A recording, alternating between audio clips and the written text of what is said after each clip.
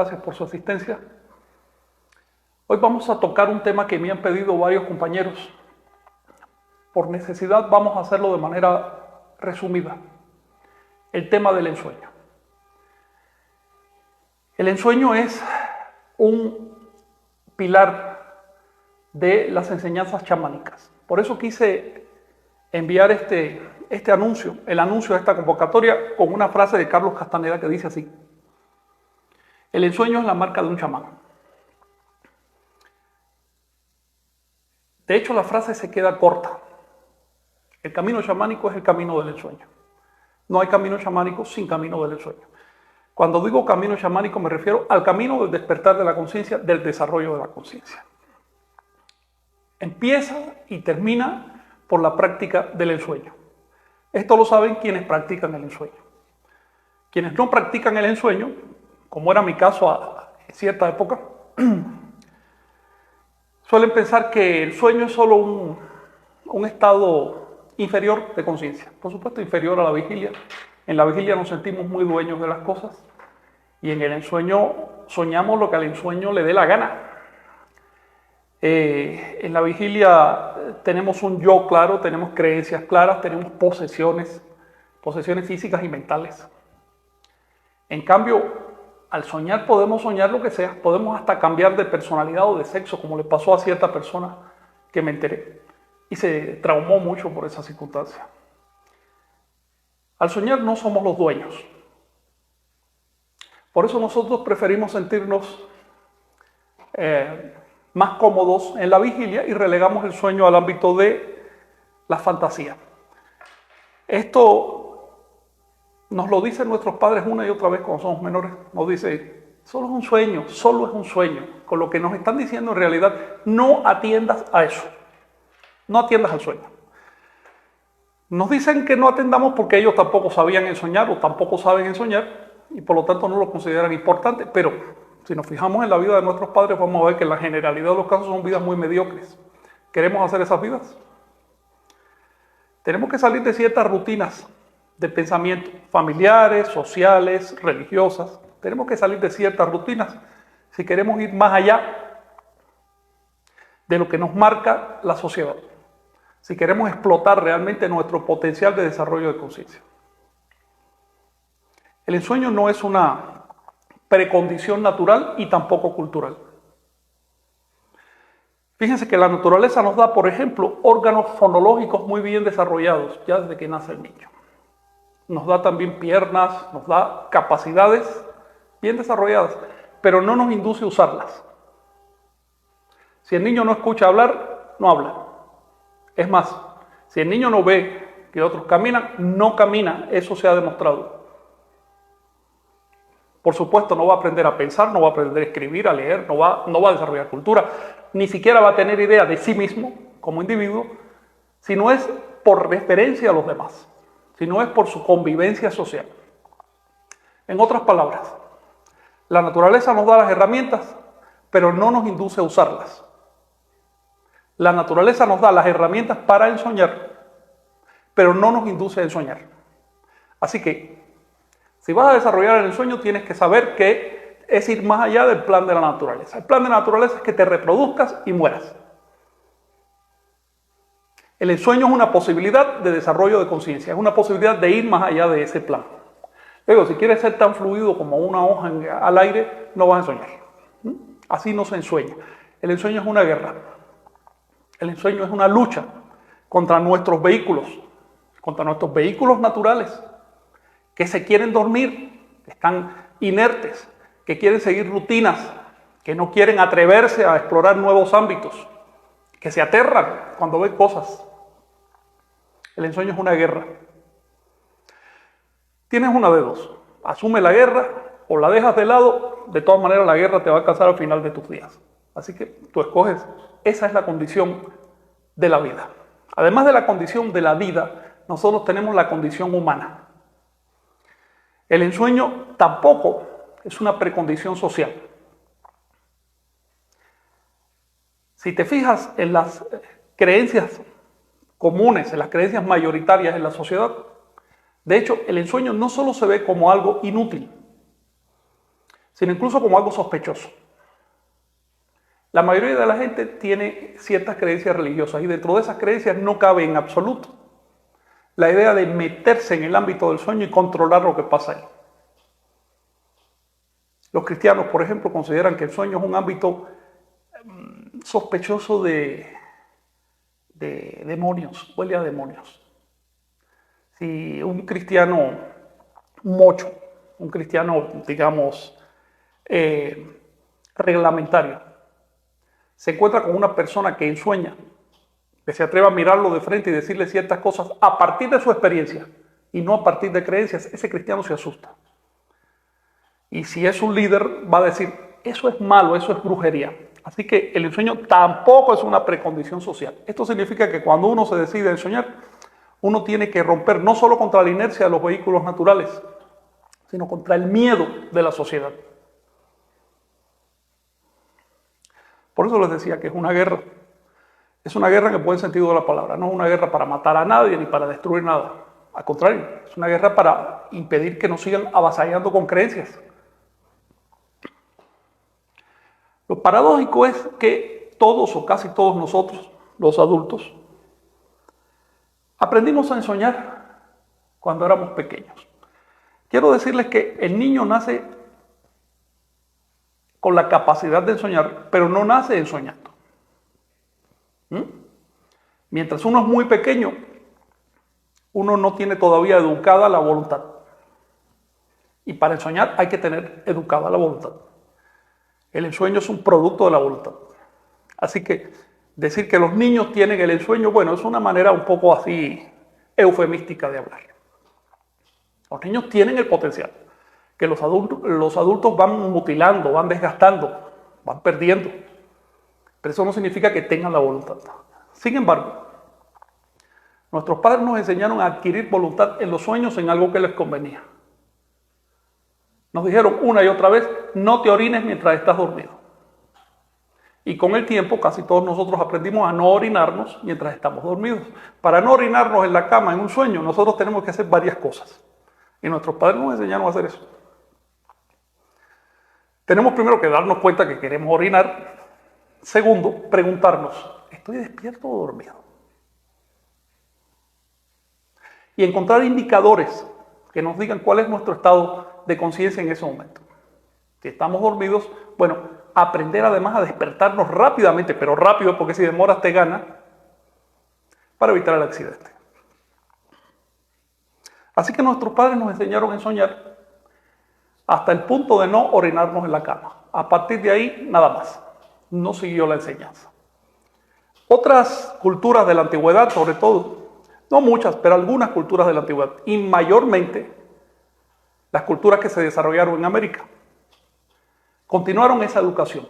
Dijeron, a ver, si yo puedo cobrar conciencia hasta cierto punto en la cama, ¿por qué no seguir educando esa voluntad y cobrar conciencia de mi sueño y tener suficiente serenidad emocional como para no despertarme, sino observar lo que hay ahí?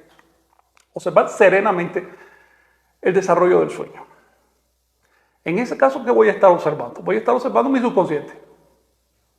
Voy a ver cómo se mueve el subconsciente a través de imágenes. Al principio van a ser caóticas, pero con un poco de práctica voy a empezar a darme cuenta, mira, esta imagen que siempre me asalta, este sueño recurrente en que yo salgo corriendo porque le tengo miedo a tal situación, esto representa tal problema de mi carácter o tal problema de mi experiencia de vida. En otras palabras, hay culturas que se dieron cuenta que atender a lo que pasa en los sueños es una buena vía para conocernos, es una buena vía para sanarnos, para curarnos de problemas. Pero por supuesto, cuando empiezas a atender a lo que pasa dentro de tu sueño, empiezas a descubrir otras cosas todavía más extrañas. Para ensoñar hace falta educar la voluntad. Tienes que tener el mínimo de voluntad suficiente como para cumplir ciertas tareas en tu sueño. Y por supuesto, si educas tu voluntad, eso te va a servir lo mismo cuando estás dormido que cuando estás despierto. Entonces la vida va a empezar a cambiar. Lo que descubrieron estas antiguas culturas que empezaron a educar el sueño es que el sueño no solo sirve para corregir problemas o para saber cómo estamos, por dónde vamos, No solo es un termómetro, un indicador, sino también es una herramienta para cambiar el mundo. Y el cultivo con el tiempo lleva a cosas sorprendentes. Lleva a cosas que parecen violaciones de leyes naturales. En realidad solo son violaciones de creencias que tenemos. Pero de pronto nos parece que son leyes naturales que están siendo violadas. De eso hablaré un poco más. Aprovecho para saludar a todos estos compañeros que son fanáticos de la razón y que piensan que el universo es entendible, racional y que todo se puede razonar. No, se equivocan.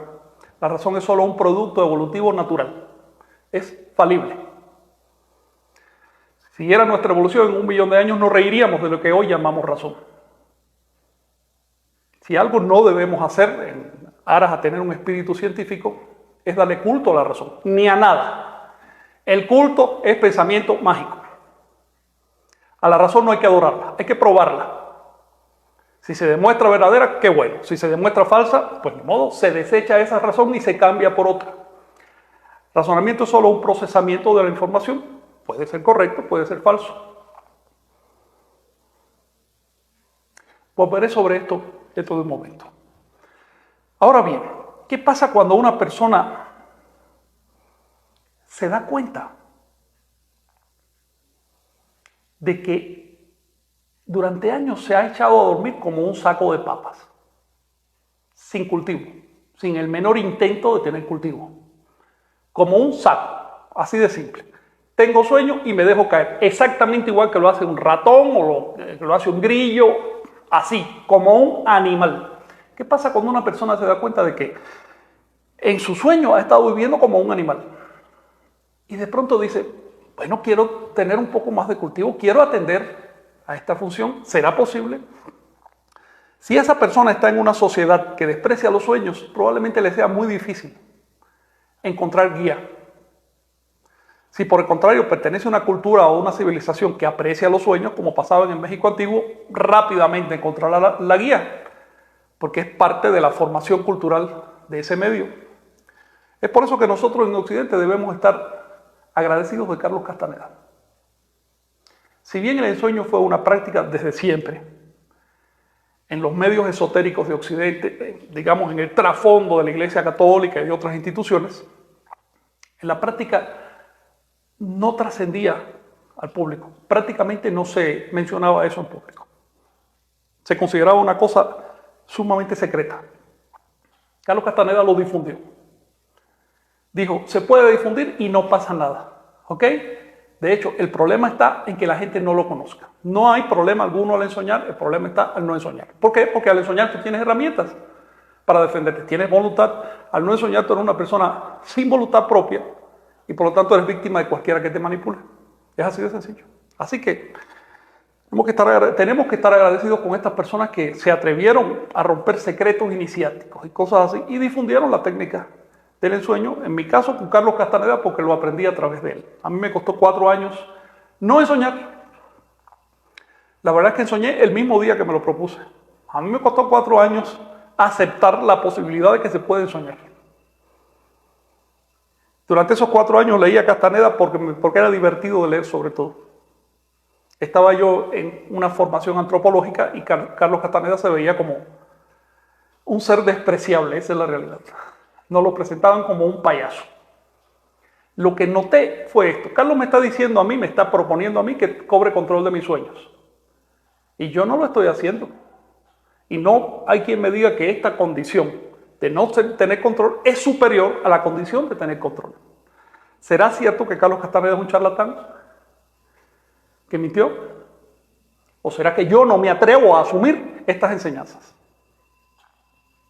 Hice una pequeña pesquisa y vi que los antropólogos ni por la mente les pasa darle crédito a las enseñanzas que nos llegan del pasado prehispánico. Entonces me dije, ¿será posible que milenios de desarrollo de 2 civilizaciones en América que condujeron al ensueño se hayan equivocado? ¿Será posible que tantos millones de personas estén completamente equivocadas porque lo dice una pequeña casta de académicos que no se atreve a practicar? Entonces pasaron ciertas cosas y me decidí y esa misma noche ensoñé, y cuando ensoñé entendí la enseñanza de Carlos Castaneda, pero también las metáforas de los libros sagrados de Anáhuac, las metáforas en general de los mitos de América y por supuesto la limitación del medio académico que me había formado. Con esto aprovecho para decirles que no es que sea malo el medio académico, es que es limitado. Es como el primer escalón de una escalera. No se trata de no lo uses, no, úsalo y sigue. Estudia todas esas cosas que produce el medio académico, pero sigue. Nunca te quedes con las interpretaciones de personas modernas. Vete a las fuentes, verifica las fuentes. Y nunca te quedes con lo que dice el papel, aunque sea una fuente. Incorpóralo, practícalo. Conviértelo en algo práctico para que puedas entenderlo.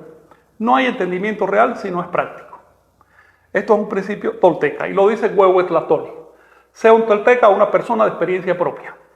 No dice, sea una persona con creencias toltecas. No, sea una persona de experiencia propia. La que te toque, la que tengas. Obviamente, cuando defines tu ser, tu individualidad, a partir de tu experiencia y no a partir de creencias, hombre, de inmediato vas a querer tener más y más experiencias. Vas a querer ampliar el cono de experiencias. Y al ampliar las experiencias, o al intentarlo, te vas a dar cuenta de que el camino consiste en desarrollar la percepción. Tenemos más experiencias, más profundas, más sutiles, más delicadas, más integrales, más llenas de información, más llenas de sentido, en la medida en que tenemos mayor alcance perceptual. Así que en realidad la búsqueda de experiencia profunda, es la búsqueda de alcance perceptual, el desarrollo de la percepción. Dicho en términos cotidianos, el desarrollo de la conciencia. ¿Cuál es el mejor modo de desarrollar la conciencia? Obviamente, cuando estamos en un estado de subconsciencia. ¿Cuál es el mejor estado de subconsciencia a nuestro alcance? Pues el sueño. El desarrollo de la conciencia comienza con la toma de control de los sueños. Por eso el ensueño es el camino, por eso el ensueño es la marca del chamán. Y cuando digo chamán digo una persona cuerda. Porque echarse a dormir como un saco de papas es no ser una persona cuerda. Ahora bien, no solo Carlos Castaneda, sino también las tradiciones de América y tradiciones de Asia, por ejemplo las del Tíbet, algunos textos de la India, incluso algunos textos cristianos antiguos, aseguran que el ensueño no es un hecho, digamos, que ocurra de una vez. No, es algo gradual. Ya les mencioné que nuestro primer acto de dominio del sueño fue cuando aprendimos a no orinarnos en la cama. Sin embargo, ese momento, si bien fue un acto de control, no nos iluminó espiritualmente. Por eso no seguimos cultivándolo. Por eso ni siquiera nos damos cuenta que fue un momento de control. Olvidamos cómo se hizo eso. No nos interesa seguirlo. Seguir desarrollando. El ensueño tiene etapas, tiene pasos. A medida que vamos cumpliendo con esos pasos, a medida que vamos profundizando en el ensueño, vamos descubriendo sus alcances. Y llega un punto en que cambia todo. Llega un punto en que cambia no solo nuestra definición del sueño, sino también nuestra definición de la vigilia. Así que distingamos. En el lenguaje cotidiano, sueño es cuando me duermo. Entonces sueño. Vigilia es cuando estoy despierto. Un chamán cambia los significados y los cambia por una necesidad de comprensión y los cambia por una experiencia, por algo práctico. Para un chamán estar despierto no es simplemente despertarse por la mañana al mundo de todos los días. Para un chamán estar despierto es tomar el control, sea que estés dormido o lo que se llama despierto. Por otro lado, para un chamán estar dormido no es simplemente estar en la cama. Tú puedes estar en la cama y estar, por ejemplo, resolviendo un problema matemático. Resolviendo, o sea, una fórmula, resolviendo un detalle tecnológico, aprendiendo una lengua, elaborando una obra de arte. Es decir, ese espacio en que estás en la cama lo puedes usar, sea que estés despierto o que estés dormido. Tú puedes en tu sueño ir a una academia o abrir una computadora y aprender algo, una carrera, puedes hacerlo. Esa información que recibes ahí es tan útil en ese ámbito como en este otro ámbito. Entonces, ahora que de manera consensuada estamos en la vigilia, estamos despiertos, es el momento de proponernos prestarle atención vigílica o exportar esta atención vigílica que tenemos al sueño.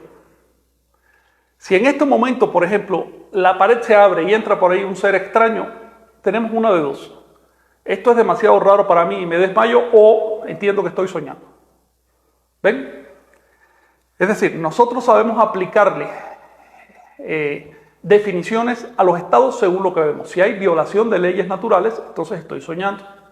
¿Bien? Pero si no hay violación, si todo cumple leyes, si todo es bien racional, si todo es estable, entonces estoy en la vigilia. Apliquemos esa atención vigílica al sueño. No permitamos que el sueño divague y se convierta en una fantasía. Esto se hace a través de tareas. Es decir, nos proponemos algo en la vigilia y lo cumplimos en el sueño. Obviamente, lo mejor es ponerse al principio una tarea sencilla. Porque si te pones una tarea complicada, lo más probable es que no la cumplas a la primera. Y entonces te vas a frustrar y te vas a perder el empujón de energía que necesitas para seguir. En cambio, si te pones una tarea sencilla, probablemente la cumplas y ese entusiasmo te permita ponerte la segunda tarea. Así que la cuestión es escoger tareas cómodas que valgan la pena, sin pensar que cumplir con esa tarea nos va a dar ventajas para el ego. Cuando queremos ensoñar, cuando nos proponemos ensoñar, tenemos que estar conscientes de que vamos a un ámbito donde el ego no funciona. El ego es para la vida vigílica cotidiana, de consenso cotidiano. En el sueño funcionan otras cosas. Vas a adentrarte en el sueño, vas a entrar cada vez más profundo, más alto, como lo quieras poner, en la medida que controles tu ego. Así que el ego no es un enemigo, pero es indisciplinado. Si quieres desarrollar el nahual, descubrir el nahual, tienes que controlar el ego. Así que los chamanes se pusieron desde hace mucho tiempo tareas de ensueño. La que más abundantemente aparece representada en el arte de las cavernas, en el arte paleolítico, en todas partes de la Tierra, es la de buscarse las manos. Esas manos que ustedes ven en las cavernas de toda la Tierra son invitaciones, son contraseñas de ensueño. Lo entiende quien ha ensoñado y se ha visto las manos en su sueño. Quien no lo ha hecho, pues dice, mira, pusieron manos porque querían poner manos. Ese pensamiento infantil. No, vamos a convertir eso en una tarea. Vamos a aplicarlo esta misma noche. Quienes me están viendo y ya se vieron las manos saben perfectamente de qué estoy hablando. Quienes no lo han hecho, lo pueden hacer esta noche si lo desean. Porque para verse las manos en el sueño solo basta con proponérselo. No necesitamos una gran cantidad de energía ni nada de eso. Basta con que te lo propongas. Así que se trata de esto. En la noche te miras las manos, puedes hacerlo ahorita mismo, para que vayas aprendiendo cómo son las rayas de tus manos, no sea que después te salgan otras. En la noche te miras las manos y te dices, esta noche me las voy a ver en mi sueño. ¿Ok? De una manera firme, no demasiado impositiva y tampoco obsesiva. Si no me la veo, no pasa nada. Lo voy a insistir mañana, pasado, cuando sea. Cada vez que sea necesario, yo voy a insistir en hacer mi tarea.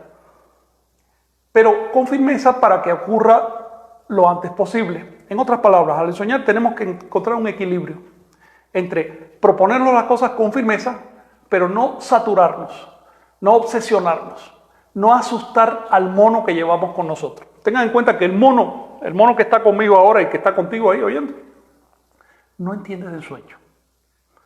El mono es un ser natural. El mono entiende de comer, reproducirse, pasarla bien, no complicarse. De eso entiende el mono. Nosotros tenemos que educar poquito a poco a ese mono, no para que tome las riendas, sino para que esté tranquilo y no interfiera en la voluntad. Lo que nos hace humanos es la toma de voluntad. Y el ensueño, por supuesto, o el sueño cotidiano, es una vía impresionante, es una oportunidad magnífica para empezar a educar poquito a poco esa voluntad. Como yo les dije, la primera tarea, si ustedes la desean, es verse las manos. Pueden proponerse cualquier otra cosa. Ver cualquier otra cosa. Si es un órgano que traen con ustedes, es más cómodo, psicológicamente hablando. Bien, no hablo en términos físicos, sino psicológicos. Obviamente, si yo estoy soñando, me es más cómodo verme las manos que buscar un objeto extraño que anda por allá, porque las manos siempre van conmigo, mientras que ese objeto no. ¿Ven? Pero si ustedes quieren, pueden proponerse, por ejemplo, buscar una fruta, una botella interesante, un objeto, por ejemplo, una estatuilla que tengan en la casa que vean constantemente, que les sea cómodo, o cualquier otra cosa que quieran ver. Ahora bien, ¿Qué pasa si yo estoy en mi sueño, ya me dormí, de pronto digo, oh, esto está raro, esto no es la vida cotidiana, aquí esto se está moviendo mucho. Me miro las manos y comprendo que estoy en un sueño. Ahí pasan dos cosas. La primera es la siguiente. Esas manos que estás viendo no son las de tu cuerpo. Porque tu cuerpo está tendido en la cama, probablemente todo esté oscuro. Tú no estás levantando físicamente las manos, tú estás viendo otra cosa. Ese cuerpo que tú ves cuando sueñas no es el cuerpo que quedó en la cama. ¿Bien? Es lo que los antiguos anahuacas llamaban Oxe, el otro, y también le llamaban Nahuali, el que se expone, el que se desdobla. Y también le llamaban Xolotl, el doble, el extraño, también significa Xolotl, es el otro. En algunas traducciones le llaman el cuerpo de luz, el doble energético, porque tiene una naturaleza etérea, no es físico. Lo físico quedó en la cama, allí donde haya quedado la cama. En cambio, ese doble que estamos viendo, aunque nos parece físico, pues resulta que es etéreo. Y en este punto no vale que si me doy un pellizco y no me duele, no. Te das un pellizco en tu sueño y te duele también. Bien, es decir, la percepción sensorial no es el indicador de si estás soñando o no. Un sueño puede ser tan perfecto desde el punto de vista sensorial como cualquier vivencia de la vigilia. De hecho, las vivencias que tenemos en la vigilia, eso lo vas a descubrir después, son parte de un sueño. ¿O qué creías? En este momento estamos soñando tú y yo. Bien, es asunto de cobrar conciencia de ello. Si quieres te lo digo de un modo un poquito más metodológico. La característica de la vida vigílica, de la vida cotidiana, es que nos dejamos impresionar por las cosas. ¿Ves? Si un animal te cae atrás, sales corriendo. Esa es exactamente la misma característica de un sueño. Nos dejamos impresionar por las cosas. Desde el punto de vista subjetivo no hay modo de distinguir sueño de la vigilia. Cualquier cosa que pueda hacer la vigilia la puedes hacer en un sueño. No hay un modo subjetivo de distinguir ambos estados de conciencia. Pero darnos cuenta de ello es toda la diferencia. Darnos cuenta de ese detalle hace la gran diferencia. Y explica, si es que se puede explicar, lo que va a pasar en otros niveles, en otros umbrales del ensueño. Yo les llamo umbrales porque son literalmente como espacios, puertas que se abren y te permiten entrar a otra dimensión, a otra comprensión, a otro, digamos, entendimiento de la realidad. No estoy hablando de un poquito más, sino de literalmente otro orden de entendimiento.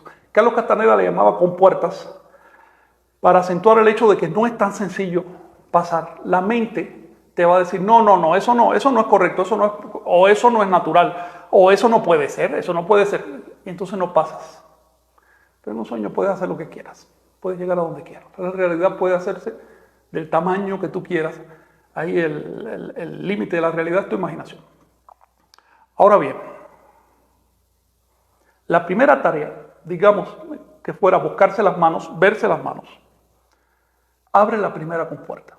Entonces eso se llama un ensoñador de primera compuerta, un ensoñador de primer umbral, un ensoñador del umbral, se llama. Uso el nombre umbral porque es el nombre que se le ha dado en las tradiciones esotéricas de Europa desde hace milenios. Cuando se habla del umbral se habla precisamente de esto. Quiero decirles que el cobrar conciencia de que yo estoy soñando y por lo tanto estas no son manos físicas, estas son manos de ensueño, este cuerpo es de ensueño, esto es un cuerpo de energía, no es un cuerpo físico. Por supuesto que un cuerpo de energía puede dar un salto y volar, no está sometido a las leyes físicas. Cobrar conciencia de ello se describió en las antiguas tradiciones de la Tierra con varias metáforas. Por ejemplo, en Europa le llamaban convertir el plomo en oro. Ya sé que hay montones de pseudo alquimistas que se pasaron montones de tiempo tratando literalmente de convertir el plomo en oro para hacerse ricos. Eso es una tontería. Ahora con los aceleradores lineales y con otros aparatos que tenemos cuesta mucho trabajo hacer una conversión de elemento. Imagínense ustedes hace 500.000 años.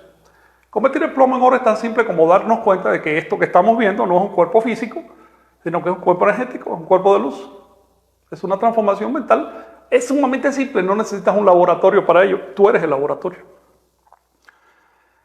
Con esta referencia no quiero decir que no haya habido auténticos alquimistas. Yo he leído obras auténticas de alquimia de hace 1800 años que con toda la claridad posible para aquella época te lo dicen. Oye, no es por la vía material, es por otra vía. ¿Ok?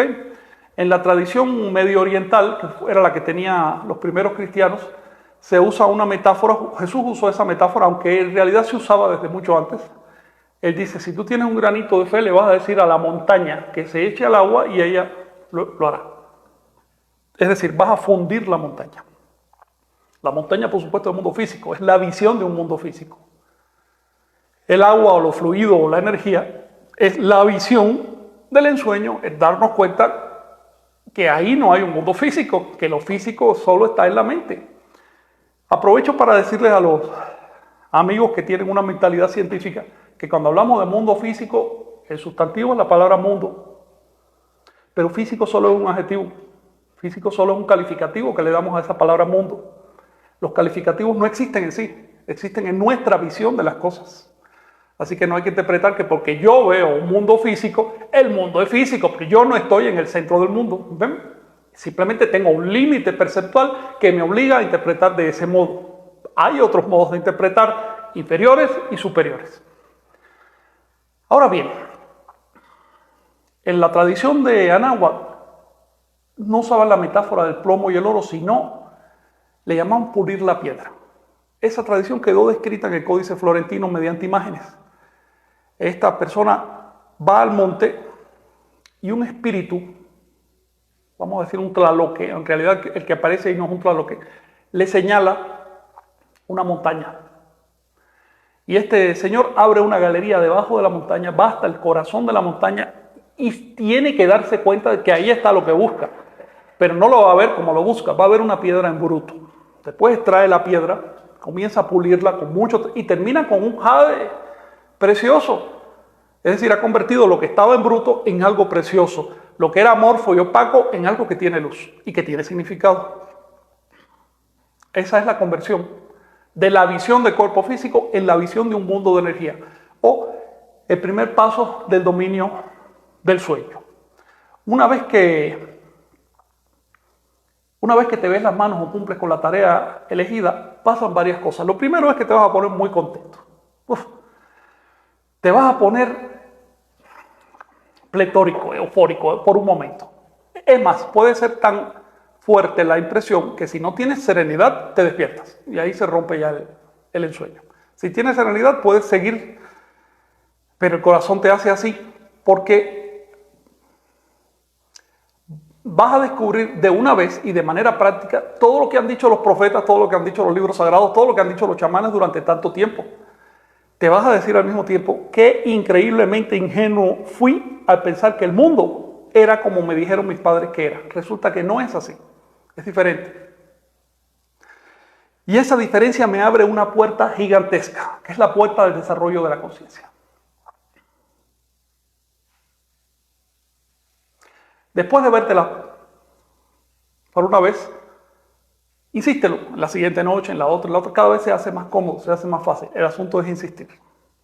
Ahora bien, ya pasó un tiempo, ya te has visto las manos 10, 15, 20 veces, ya es tan sencillo que tú puedes decir con total seguridad, esta noche me voy a ver las manos en mi sueño. Es decir, vas a tener un grado de dominio que antes no tenías. Por supuesto que pasan ciertas cosas. Los sueños se empiezan a acomodar a ese hecho, al hecho de que ya tú entraste ahí con dominio. Empiezas a comprender mucho mejor las imágenes oníricas. Empiezas a descartar, por ejemplo, las pesadillas. A las pesadillas se van, se ahuyentan. Las pesadillas son falta de control, son falta de comprensión de lo que pasa. En cuanto tienes una pizca de control, las pesadillas empiezan a irse. Tus sueños empiezan a llenarse de significado. Empiezas a darte cuenta de que ese es un espacio útil, es un espacio para trabajar. En este punto quiero hacer una distinción. No es lo mismo un ensueño que un sueño lúcido. Un sueño lúcido es un sueño en que tomamos conciencia o cierta conciencia de que estamos soñando y por lo tanto empezamos a manipular las imágenes. Y al manipularlas le damos preferencia a todo lo que es extraordinario, especial, agradable, y por lo tanto ese sueño se puede hacer muy impresionante. Pero eso no es un ensueño. Ensueño es cuando te propones cumplir con una tarea en tu vigilia y la cumples en tu sueño. Mientras más humilde y más sencilla la tarea, mejor. El ensueño debe ser humilde y sobrio. Lo que importa en el ensueño no son las revelaciones que recibimos ni los contenidos, no. Lo que importa en el sueño es el acto de dominio, solo eso. Las revelaciones, mira, hay que tomarlas con mucho cuidado. Detrás de cada secta y detrás de cada filosofía y detrás de cada movimiento humano, probablemente hay una persona iluminada que está recibiendo revelaciones a través de su sueño, lo recuerde o no, y no son más que un refrito, un reprocesamiento de lo mismo que ya tenemos dentro. Lo único realmente nuevo es el acto de control, porque la voluntad nos empata con el ser cósmico. El universo existe por voluntad, no por razón. Por voluntad, porque quiere existir. Y el adquirir control sobre nuestros estados de subconsciencia nos empata, nos conecta, nos sintoniza con ese acto de voluntad universal. Empezamos a ver que hay algo más grande que nosotros mismos. Empezamos a tener visión objetiva de nosotros mismos. Nos sacamos del centro. Nos miramos, nos vemos objetivamente. Eso se llama descubrir al Nahual. Ese cuerpo que viste en tu sueño, esas manos que ves, no pertenecen a la persona cotidiana, pertenecen al Nahual. En adelante se trata de educar al Nahual. Vas a tener un doble para cuando estés durmiendo y ese doble se debe educar. Ese doble es mucho más poderoso que tu persona cotidiana. Te puedo poner un ejemplo. Tu persona cotidiana no podría volar por sí misma, tiene que buscar un aparato tecnológico. Pero el Nahual puede volar por sí mismo. Te pongo otro ejemplo. Tu persona cotidiana se siente muy asustada ante la idea de ciertas nociones que no caben en la razón. Pues el Nahual maneja eso tranquilamente, pues está viendo la realidad. ¿Ves? Tu persona cotidiana es tímida, por no decir cobarde. Por eso con frecuencia la mayoría de la gente se siente frustrada, porque no se atrevió a hacer ciertas cosas. El Nahual no tiene esos impedimentos. Al contrario, el Nahual es un desaforado. Hay que tener cuidado con el Nahual, hay que educarlo poquito a poco. Hay que entrenarlo. El problema del Nahual es que es como un animal, literalmente. Por eso es que los antiguos mexicanos no representaban al Nahual como un dios o como un ser extraordinario con un cetro en la mano. No, nada de eso. Lo representaban como un animal. Aquí vamos a aclarar otra cosa. Las representaciones del Nahual como un animal son metafóricas. El Nahual no es un animal. Es un potencial de desarrollo de conciencia. Tampoco es el líder de una partida de brujos, como se dice. No. Es un potencial de desarrollo de conciencia. ¿Por qué se representaba antiguamente como un perro, un ocelote, un águila? Porque no somos perros, ni ocelotes, ni águilas. Los perros, ocelotes y águilas probablemente se representen a Nahual como un ser humano. ¿Ves? Son símbolos, son emblemas. Queremos la capacidad de vuelo de un águila, queremos la fuerza de un ocelote, la ferocidad, queremos la sagacidad, la capacidad de guía de un perro. Bueno, lo simbolizamos con esos animales, pero hay que ser tonto para quedarse clavado en esa visión. Si te quedas clavado en esa visión, bueno, no vas a seguir desarrollando, no vas a entrar a la segunda compuerta del ensueño. Y la segunda compuerta, reducida a una palabra, es comida. El Nahual necesita comer. El Nahual no come comida física. El Nahual come energía. La cantidad de energía del mono que te dio la naturaleza, ya la agotaste en verte las manos. Así que el mono, para lo más que da, sin volverse loco, es para buscarse las manos en su sueño y saltar de alegría. ¿Bien? Pero si quieres seguir adentrando, tú necesitas más energía que la de ese animal. Estoy hablando en términos metafóricos. Tú necesitas hacer un contacto con la fuente de la energía. El universo es energía. El universo no es energía fría y, digamos, mecánica, en absoluto. El universo es un ser vivo. Podemos comunicar con el universo de maneras muy íntimas. Y esa comunicación implica necesariamente una transferencia, un intercambio de energía. Ese intercambio conviene a ambas partes. A nosotros nos conviene porque nos da el empellón necesario para seguir a otras compuertas del ensueño.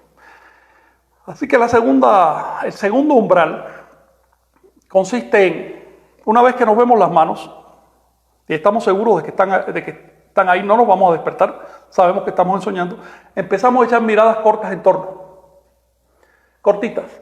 No nos detenemos en nada. Si te detienes en un objeto, ese objeto va a empezar a agrandarse, se va a deformar, vas a terminar en un sueño común. No, tú saltas de este al otro, al otro, al otro, al otro, al otro. Yo lo hago en contra de las manecillas de reloj, así. ¿Bien? Empiezas a fijar los objetos de tu ambiente como si estuvieras en una situación de guerra, en la cual no puedes dejarte llevar por nada. Por muy bonito que sea ese objeto, no. Yo tengo que verlo todo porque no sé por dónde me van a atacar. Al hacer eso, el ensueño se fija, se vuelve sólido, es una sensación extraordinaria. Por una vez te das cuenta que literalmente no estás en un sueño, estás en un ámbito muy real.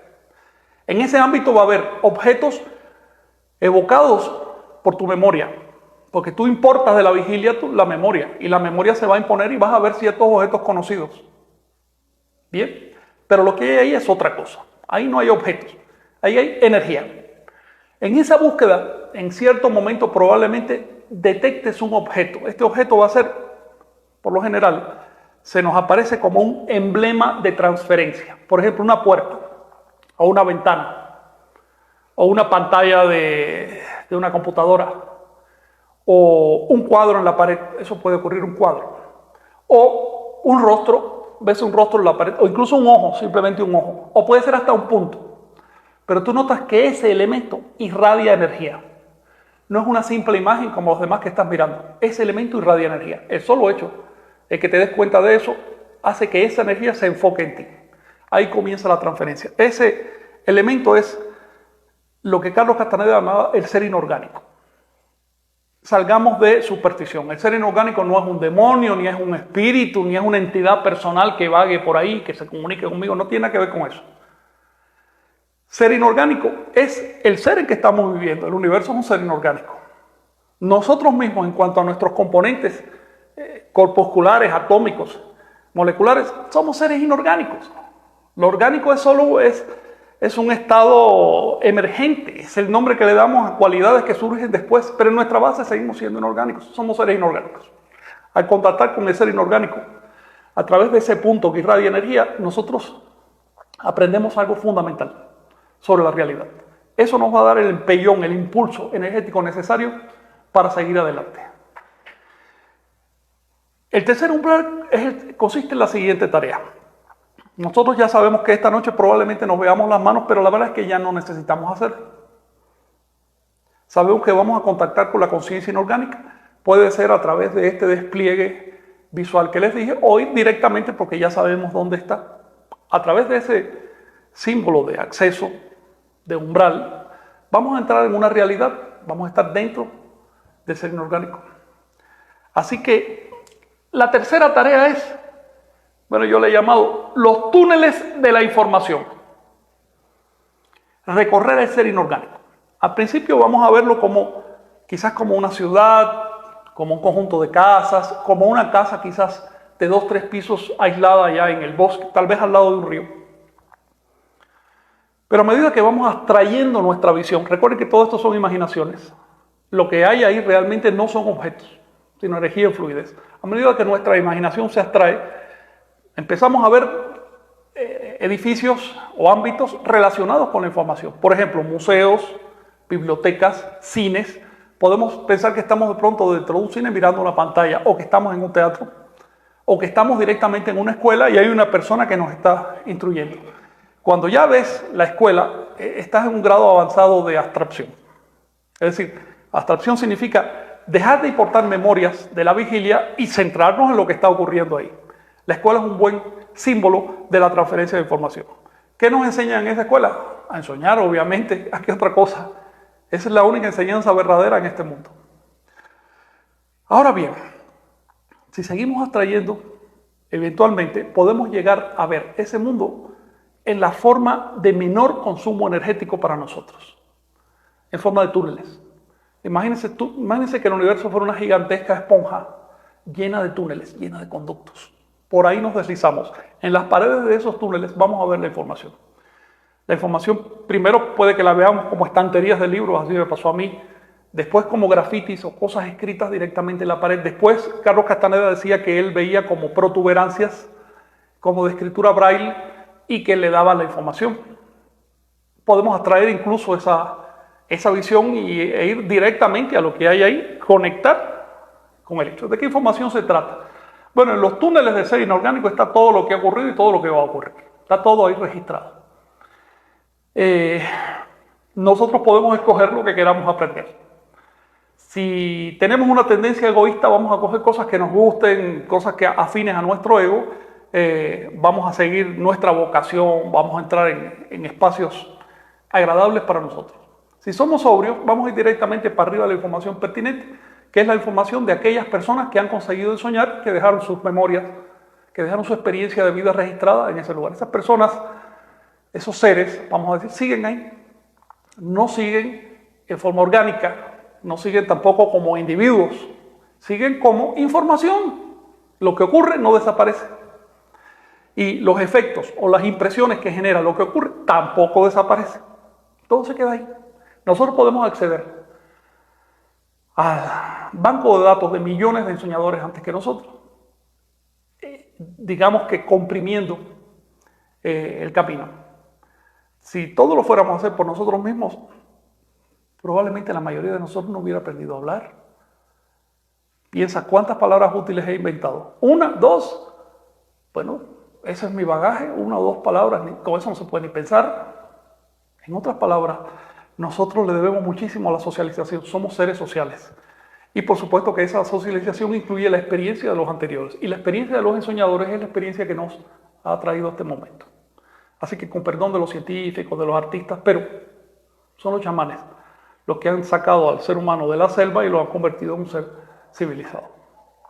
Ahora bien,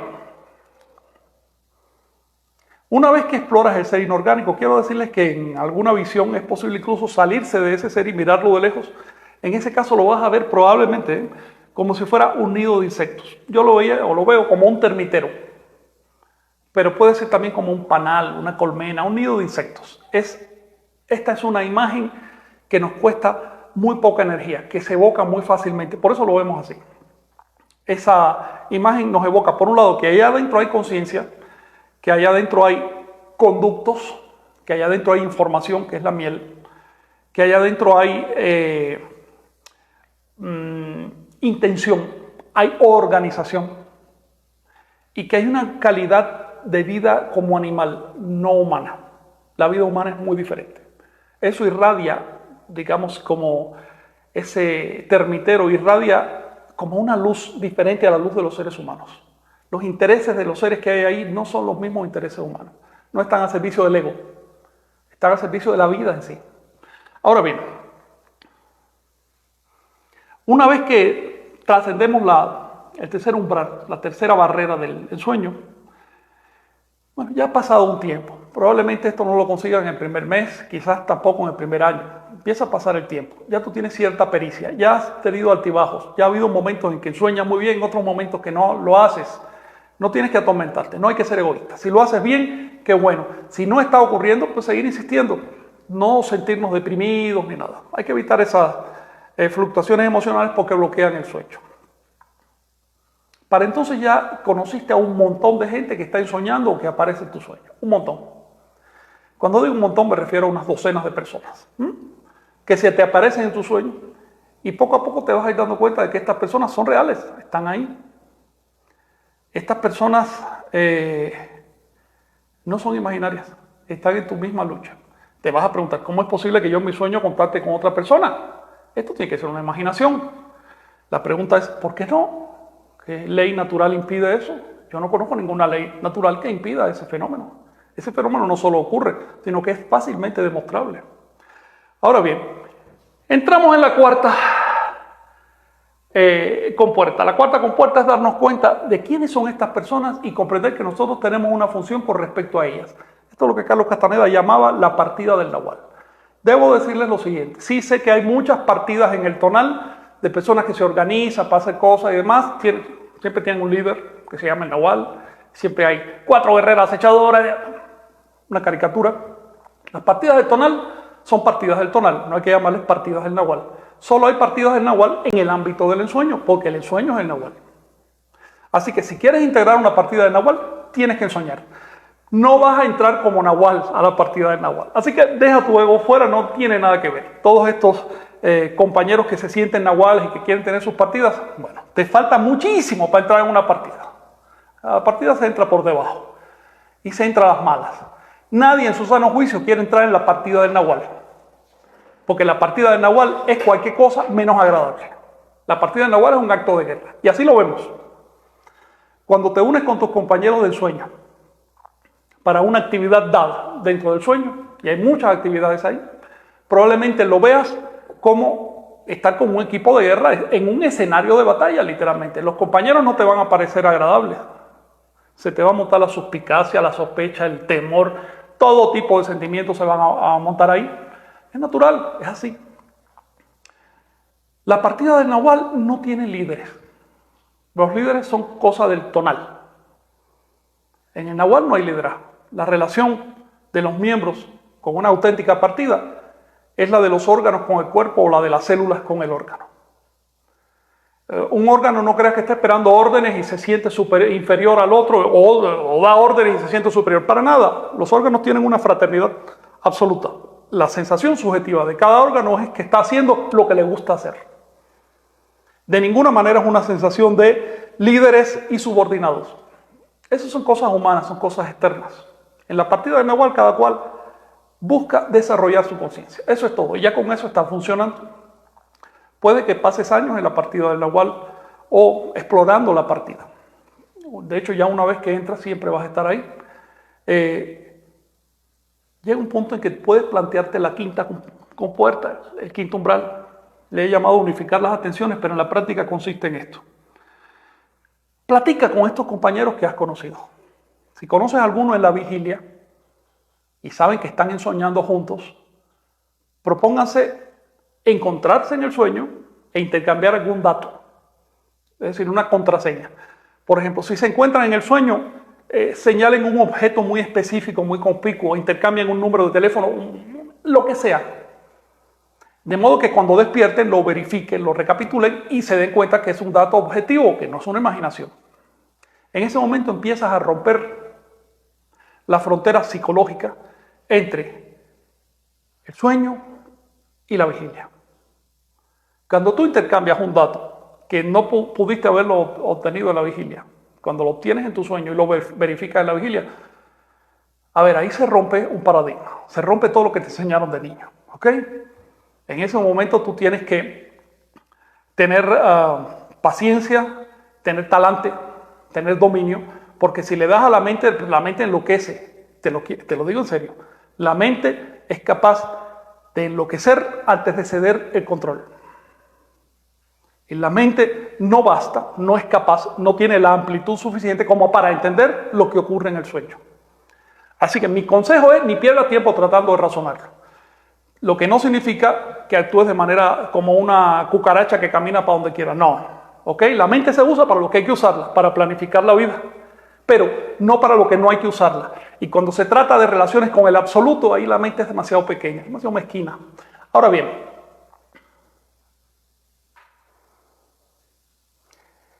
la primera parte de la tarea consiste entonces que te cites con ensoñadores. En tu vigilia es como verse las manos, pero ya no va a ser con mis manos, sino con otra persona. Me cito con esta persona para encontrarme en mi sueño. La segunda parte es un poco más compleja. Y es que te cites con personas que no conoces en tu vigilia, que únicamente has conocido dentro de tu sueño, para encontrarse en la vigilia. Esto no solo es posible, sino que ocurre constantemente, es un hecho. Cuando se hace en forma deliberada, es sorprendente. Así que tú puedes... Les cuento una historia personal. Encontré a un señor en lo que para mí era un tren subterráneo, porque en La Habana no hay metros. Él iba a salirse y me estaba mirando muy intensamente. Y yo me dije, a ver, ¿qué es esto? ¿Dónde estoy? Lo único que me vino a la mente fue el nombre de Carlos Castaneda, porque me lo había leído y Carlos Castaneda me habló del ensueño. Entonces le dije, señor, ¿tú eres Castaneda? Me dijo, no soy Castaneda, soy fulano de tal. Y después nos vamos a volver a ver. Así fue, en otro sueño más adelante nos vimos, él me dio su nombre, me habló de otra persona que no quiero mencionar ahora, y me dijo, ¿dónde podríamos vernos? Le dije, bueno, podemos vernos el miércoles a las 7 de la noche en el Malecón de La Habana. Me desperté, le conté a mi ex esposa, el sueño. Ella, que ya soñaba, en lugar de decirme, tú estás como una cabra, me dijo, oye, qué bien, nos pusimos de acuerdo, fuimos allá y ahí estaba el Señor. En otras palabras, es posible citarse con un ensoñador dentro del sueño y conocerlo en la vigilia. Imagínate lo que le pasa a la mente en ese momento. Sobre todo es muy divertido ver lo que le pasa a la mente de una persona con tendencias cientificistas. No digo científicas, sino cientificistas, porque cientificismo es el culto de la ciencia. Una persona que cultiva, que le da culto a su razón, se desgarra, se siente fatal. No solo se da cuenta de que su razón le ha estado engañando, que están pasando cosas que no caben en lo razonable, sino que ha estado desperdiciando años de vida. Y se siente como debe sentirse, es decir, completamente tímida, nueva, desconcertada frente a lo que está ocurriendo. Entrar en quinto umbral es apenas el comienzo de la práctica. El objeto de ese umbral es que nosotros unifiquemos la memoria de la vigilia con la memoria del sueño. Lo unifiquemos y eso lo vamos a conseguir recapitulando nuestra vida vigílica desde nuestro sueño. Así que tú sabes lo que es el ejercicio de la recapitulación. Me siento en un lugar y escojo un tema de mi vida, empiezo a recordarlo. Si tú recapitulas en tu vida vigílica, estás solidificando la continuidad de tu vida vigílica. Pero si tú agarras esa continuidad desde tu sueño y tratas de recapitularla, te vas a dar cuenta que toda tu vida vigílica fue un sueño. Fue otro sueño. Para el doble de sueños, para el nahual, no hay distinción entre vigilia y sueño. Todo lo que hay es experiencia. Todo lo que hay es experiencia. ¿Tienes la experiencia o no la tienes? Solo eso. No me digas que la adquiriste dormido, que la adquiriste... No. De hecho, la mayor parte de la experiencia que nosotros adquirimos en la vida no es a través de la vigilia. Tú piensas que le dedicas un tercio de tu día a tu sueño, pero el tiempo en el sueño es subjetivo. En realidad, la inmensa mayoría de la experiencia que has adquirido en este mundo, la adquiriste dormido. Alinear todo eso cuesta mucho. Pero cuando consigues darle continuidad, empiezas a tener la sensación subjetiva, que además es muy real, de haber vivido siglos y milenios, por la cantidad de información y de experiencia que hay.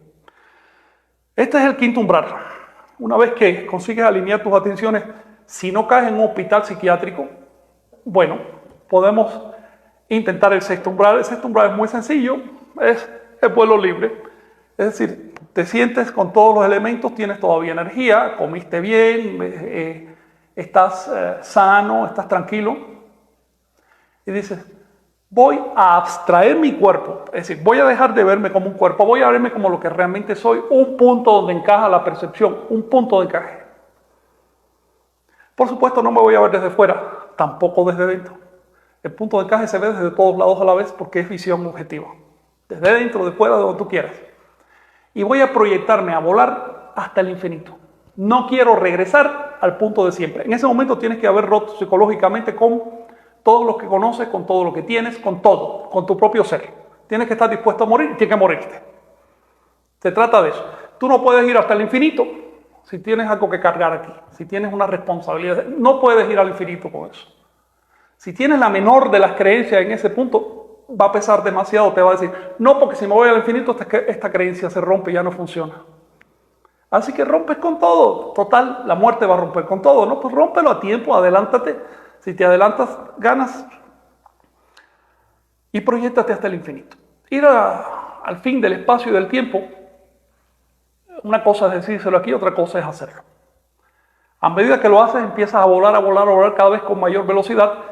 Vas a atravesar ciertas densidades. La sensación es casi como si atravesaras un papel, una cosa tensa, no muy resistente, pero sí notas que entraste en otra densidad y en otra densidad y quizás en otra densidad. Si mantienes la energía como para, yo sigo volando, no me importa hasta donde sea, voy al infinito, no quiero regresar a mi vida cotidiana, así de simple. Ya me atreví a cambiar de mundo.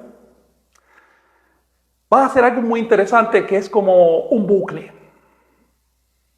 Y te lo dejo ahí. Quienes ya han tenido esa experiencia saben a qué me refiero. Es así como un bucle, literalmente. Carlos describía el efecto, el resultado de esto con la expresión seres cíclicos. Es decir, nos convertimos en un ser cíclico.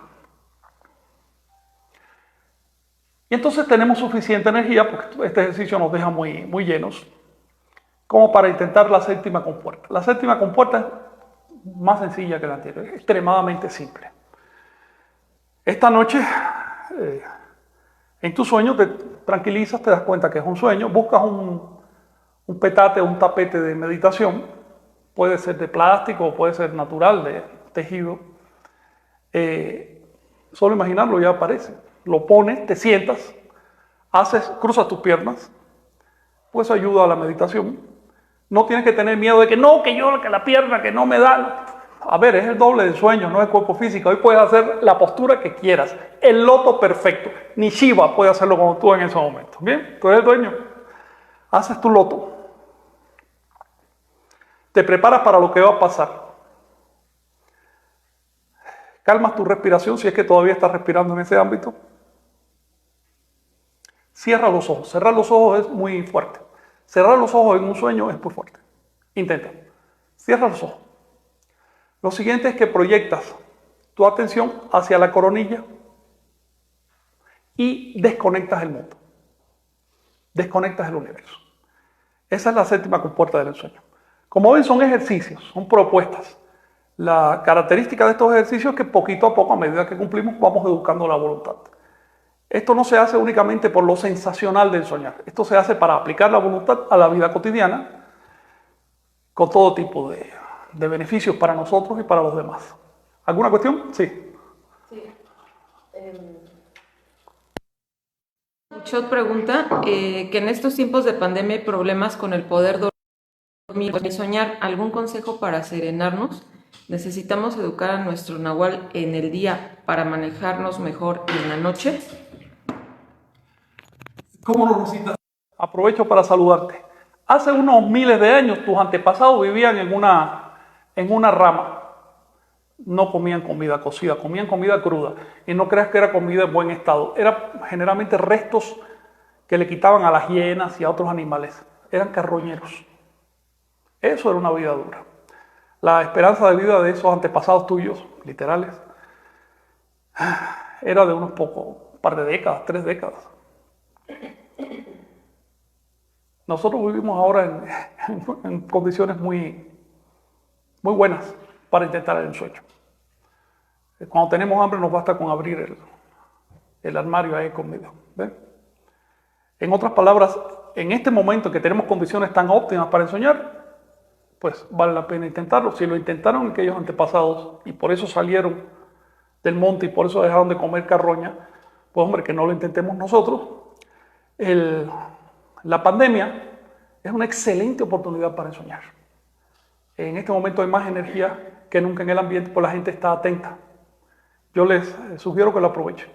También es buena oportunidad para ensoñar 2 días antes de la luna llena. Esto se debe a lo siguiente. En realidad ensoñamos con la energía sexual.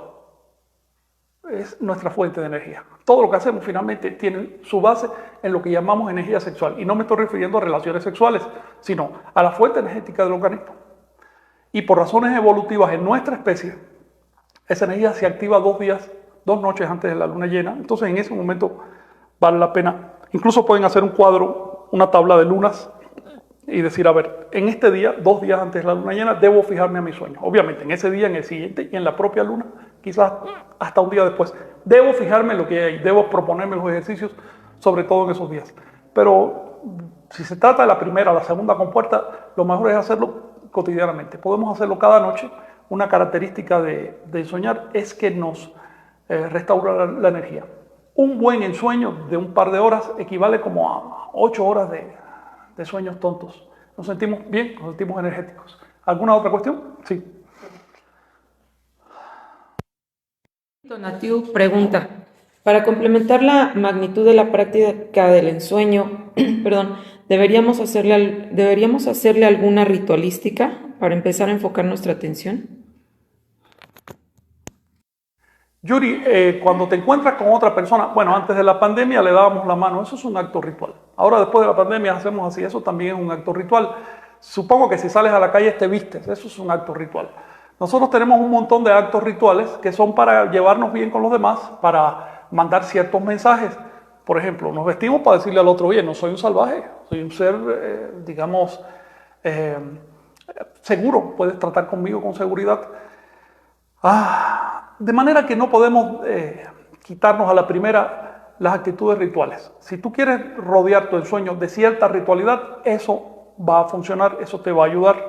Por ejemplo, me siento, me tomo unos segundos para calmar mi respiración, me miro las manos y después me acuesto a dormir. Es un simple ritualito que puede funcionar. Incluso puede funcionar con cosas más materiales, más burdas, como digamos, busco una piedra de cierto tamaño, me la pongo en el ombligo, eso se llama un calentador de ombligo, y me pongo las manos encima.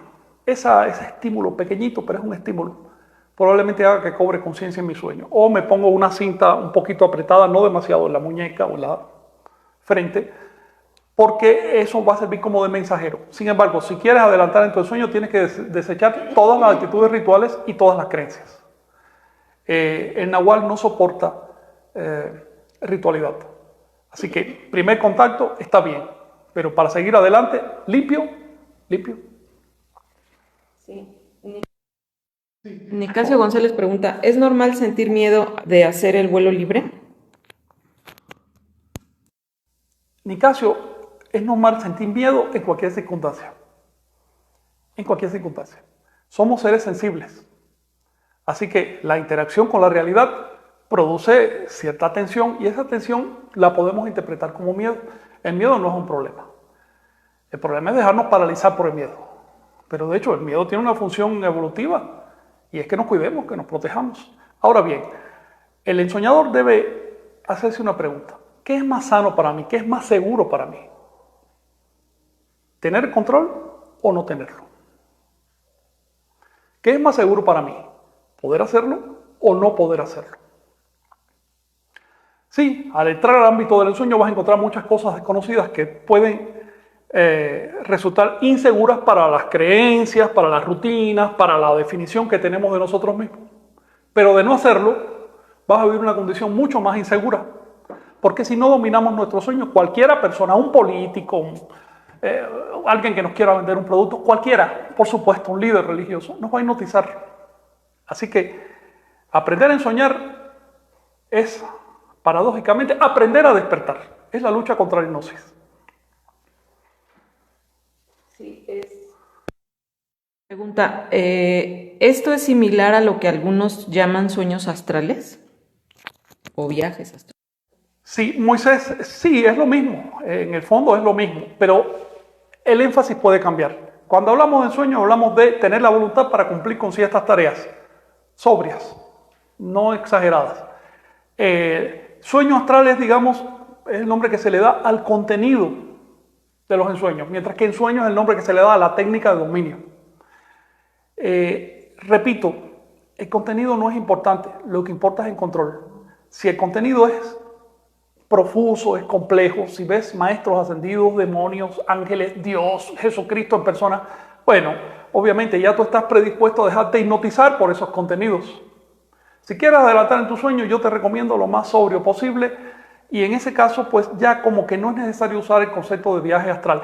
El concepto de viaje astral es correcto, lo que pasa es que se ha ido mezclando con el tiempo de una cantidad de significados y bagajes que no vienen al caso. ¿Sí?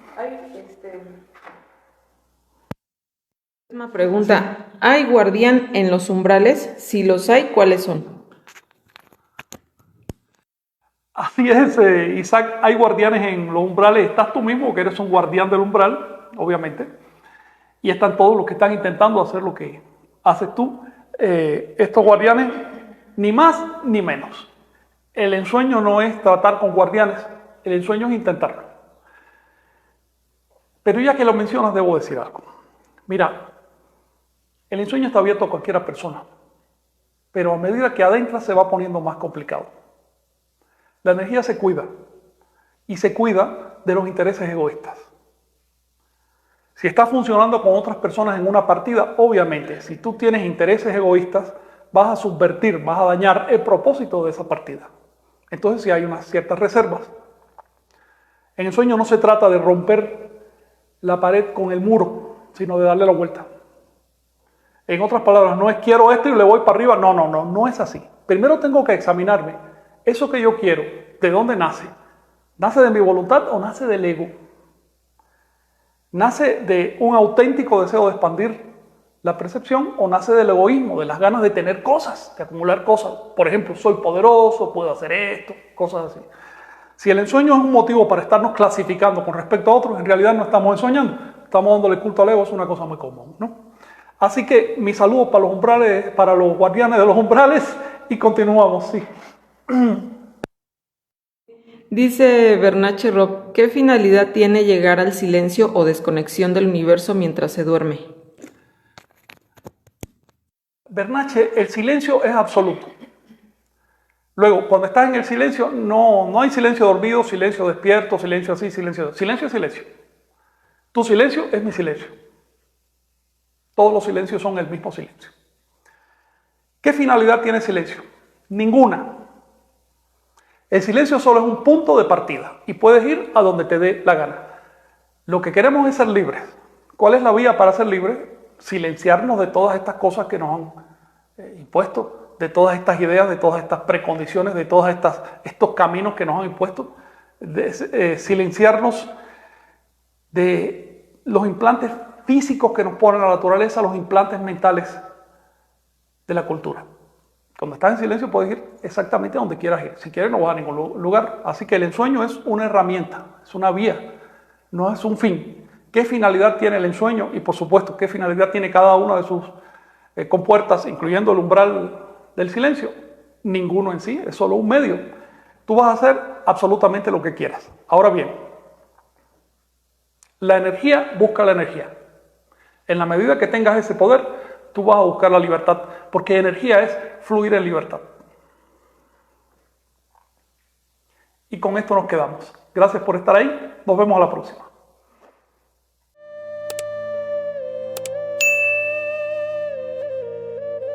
Suscríbete y activa la campanita para recibir las notificaciones. Así no te perderás ningún video.